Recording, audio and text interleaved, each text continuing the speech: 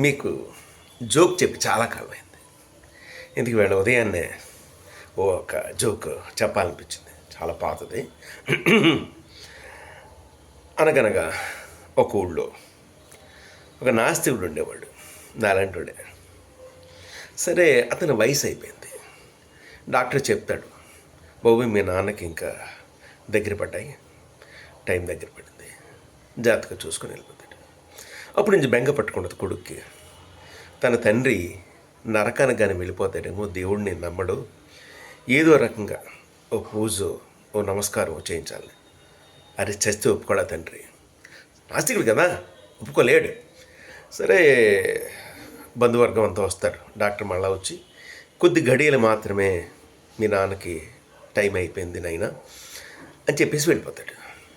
ఇంకా బెంగొచ్చేస్తుంది, ఇదేంటి అని.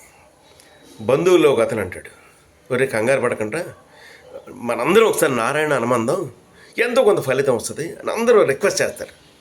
మామయ్య, నాన్న, తాత ఒకసారి నారాయణ అను అని భీష్మించి కూర్చుంటాడు, ఆ నాను అని.